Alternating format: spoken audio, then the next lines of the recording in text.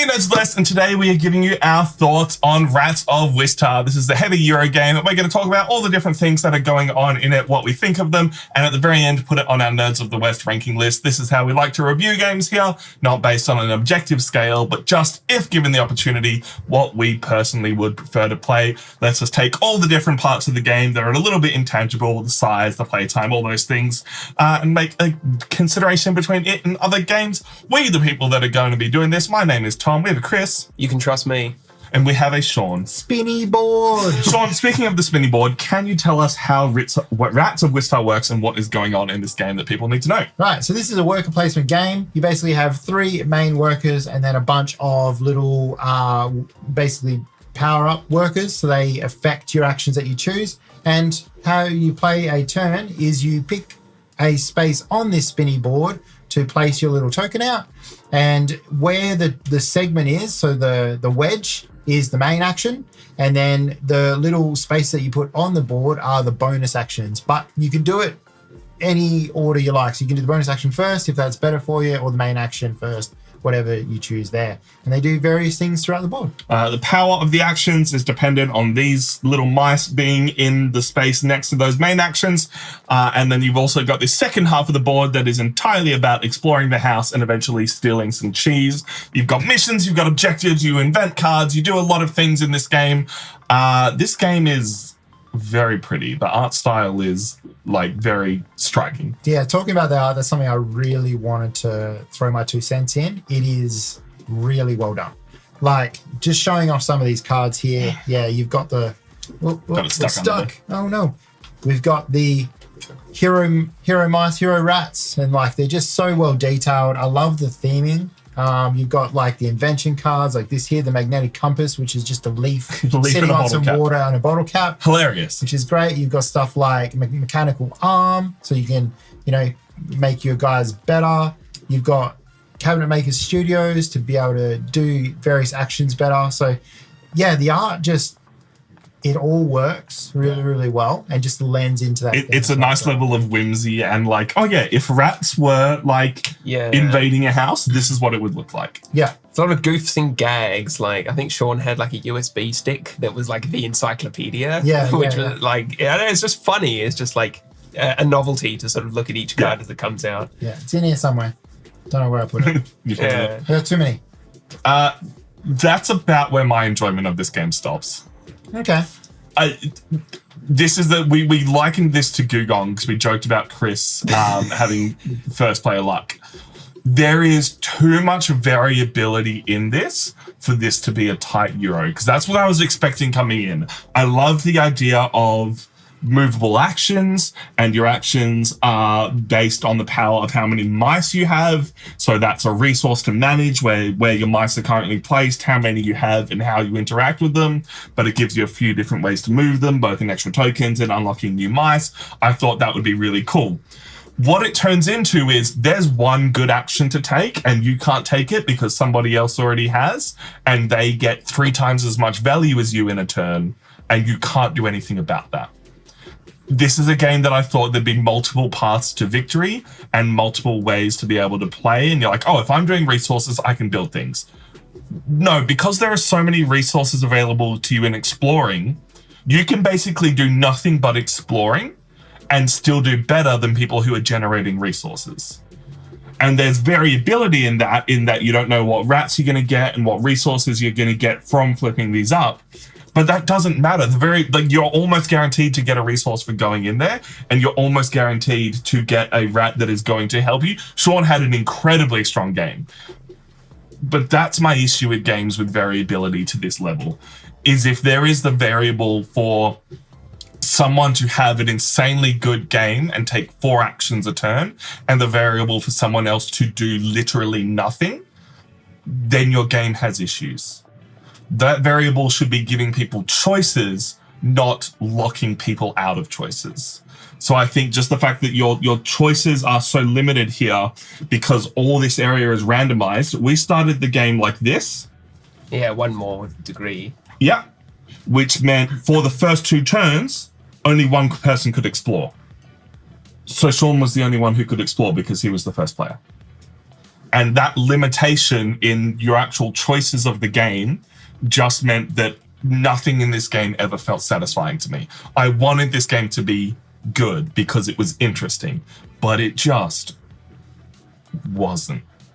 That's fair. That's a fair I've played this 3 times now, and every single time the best strategy is explore, because you are either going to be the first one to get extra rats, to get extra resources, or be the only one who can complete objectives, which the power from objectives you get is huge. Yeah. So, well, missions, sorry, objectives are these ones down here.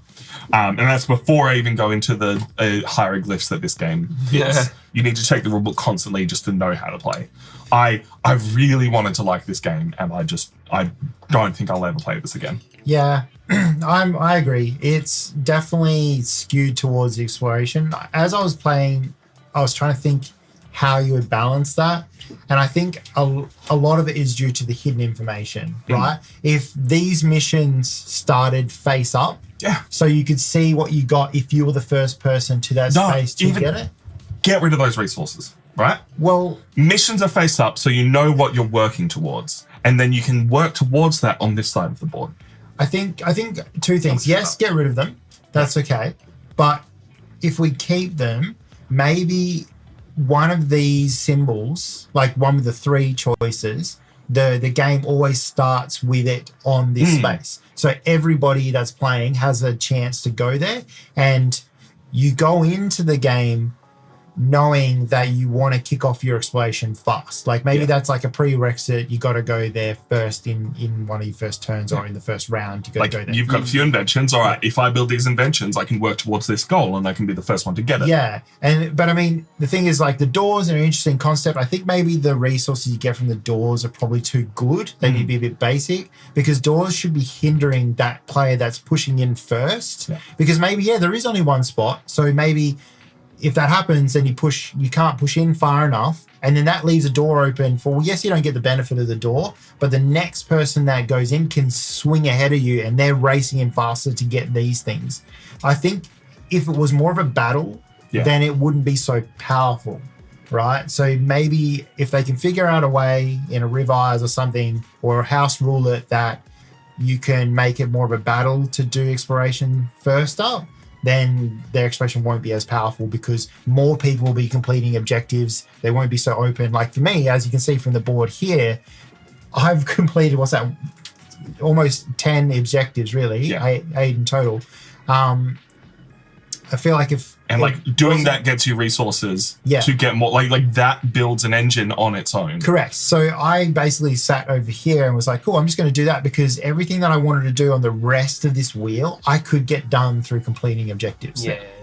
So I was just like, cool, I'm just going to keep doing that and keep pottering away with doing my extra actions there. But if there was more competition, you guys would have been taking those from me, and I wouldn't be able to get them, and then I would have had to have diversified and gone to the other side of the wheel. And that part is before the variability of the extra actions you got. I don't mind that kind of side. The few extra actions, a few fun things is nice. It gives you an alternate way to play. Yeah. But when it feels like there's only one way to play and everything else is just a little bit of variable sprinkling on top, and then you don't have the choice to do that, the game just gets frustrating. Yeah. Fair enough. This was your first time playing, so you were coming in very, like, we taught you the game, but you hadn't seen it all. I had a fresh play mind. out. Yeah. How did you find it, and how the progression from putting things out and getting things going? Well, it was tough. Like, I think you and I felt it most, but indeed it has that whole aspect of the game where you want to be able to do the thing, but you can't do it this turn, right? And then you spend an entire turn gearing up. Okay, I can't do it this turn. I'll do it the next turn. But then you find that you actually can't do it that turn either. Yeah. So really, I spent a lot of my game preparing for things that never came, because I just couldn't, or I didn't have the resources, or whatever it might have been, right? So it, like Tom said, it felt very unsatisfying.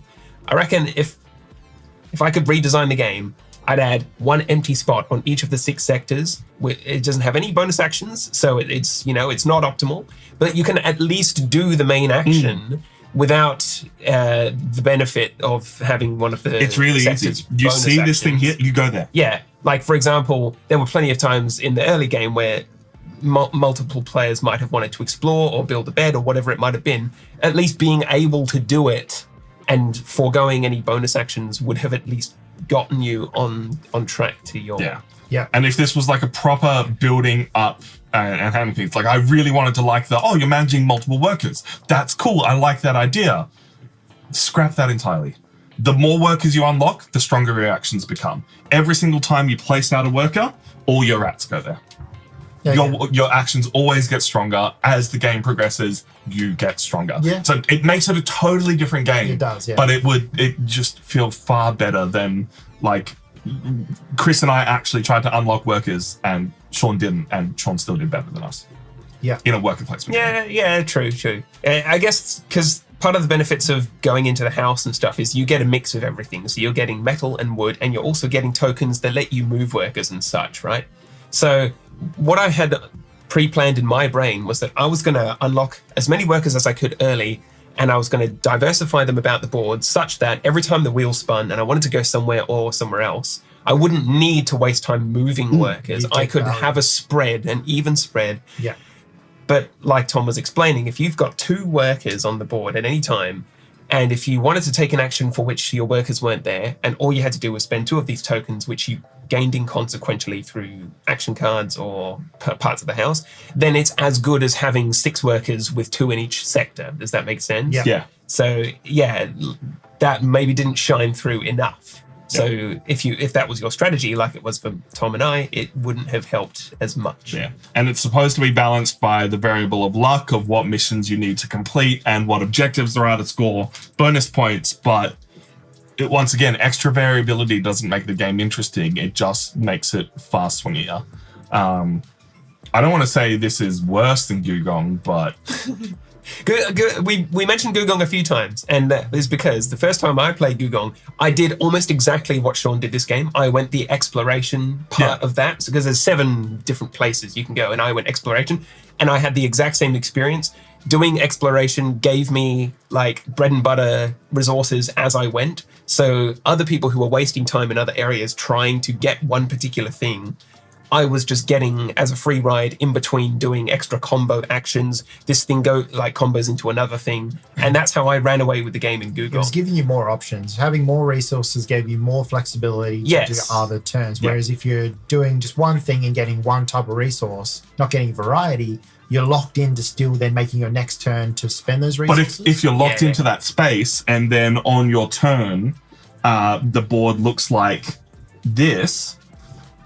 Yeah. You've only got one chance to spend those resources. Yeah. And because that's the only thing you can do, and someone else has already done these ones, then you can't just there's just this game feels half-baked. It's like they went, these are all really cool ideas. It's really fun to flip over cards and find things, which it is. In a game that's 20 minutes. Yeah. Not in a game that takes 3 hours to play. It's probably closer to 2 hours. We played it on stream. But if a game takes 2 hours to play, you want it to feel like you've been able to enjoy the game. I didn't move into this side of the board until the last turn of the game, and Chris didn't do it at all. Like, there was no opportunity. Like, I don't think Chris and I played this game wrong. We looked at the cards we had, we looked at the spaces that were available and went, this is what we can do. Not what we want to do. This is what we can do. Yeah. And that's all this game was to me, was I can do this. That's it. And it wasn't even like railroaded. It was just like, I have 2 options. This one's okay, this one's bad. Yeah. Yeah. You often feel like the choice is less about what you want to do than it is about what you physically are able. Yeah. So like I like the choices it gives you when you have the opportunity to have choices. I like that there are missions and objectives. There's 2 different things you can work towards, but the second there are extra resources available to you, you're doing everything and everyone else is doing nothing. I don't want to shit on this game anymore, but does anyone else have any other thoughts? No. Any positives from the winning side? Perhaps there was something you can shed light on that like worked really well, or that you thought was a good combination or something. No, I think I would love to say like what I really enjoyed is the way that they've tried to tie the themes together. Like I just, bouncing off of Tom's points, I want to like all of the things that they're bringing. Like the missions are a really cool thing. I'm trying to think of a game where you have missions and it's so thematic to go and do them. But you're right. I think they've tried to throw too many things together. Like this whole worker power in the 3 spaces of the board and moving around is a cool thought, but just doesn't gel with everything else. I just feel like everything you do over here should be helping you here, not the other way around. Yeah. So no, fair enough. I enjoy the theme. I think it's really cool, really well drawn out board and looks beautiful. But yeah, they just haven't nailed the mechanics to fit that properly. One final note that I want to point out before we do rank it on our board. I like spinning boards. I like Tzolk'in. I like movable parts of boards. I think that's really cool. This game requires you to build and unbuild this part of the board every single time you play because this, with it built in, can't pack into the box. And I think that is dumb. Yeah. Tzolk'in, the reason why we bring up Tzolk'in is because we did confirm that the guy that designed this, the same designer, I think it's the same designer that did Tzolk'in did this game. The way that he does that is that he made the whole board foldable with the main gear. Yeah, okay. But you can't do that with here. Same designer. Also did Marco Polo, Darwin's Journey, Grand Austria Hotel. Like it is supposed to be that kind of game, but it's just too much. But if they just made it so you could just press it in and then away it goes. I mean, I know this probably won't wear as fast. You'll get longer life out of it by packing it down. It is a small gripe, but it's just one of those things that if they made it a little bit quicker, being an already complicated game to set up because there is so many moving pieces, would have just made it a bit nicer. Yeah. All right, so now we have to rank it on our Nerds of the West ranking list. As I said, I don't know why I've gone to the top down. As I said before, this is how we rank games based on what we would personally prefer to play compared to our other choices. So we re-rank this at the end of the year. Everybody gets to rank their thoughts on every single game. We do a whole stream where we compare everything at the end. But this is our list as it stands for 2024. Nice. So we have the lovely Archaeos Society at the very top and 60-second Cocktail, a 20-minute game down the bottom. This is bottom for me. Bottom for you? Way bottom? Way bottom. Way bottom. I will play, and I'm trying to think of games we played last year that I can compare this to. But like, let's go Imperium Classics. That is a complicated game with a lot of choices. But in that game, you have agency. Yeah. The only reason that game is at the bottom is because it is so complex, I don't personally have the time to dive in and figure out. Yeah. I feel like I've figured out Rats of Wistar after 3 plays. Yeah. And I don't want to play it again. Yeah, no, that's fair. That's very fair. Now that you've said it, I didn't know if I wanted to put it that low, but you're probably right. I'm curious to see if anything else ranks as low later in the year. Yeah. But like we've talked about it before, the curse of board game content creation is it takes a lot of time and effort to do this.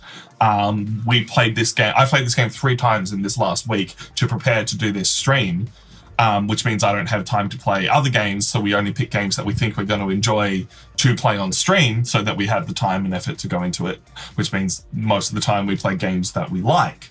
We thought we were going to like this. So... Yeah. Like a disappointed mother. Yeah.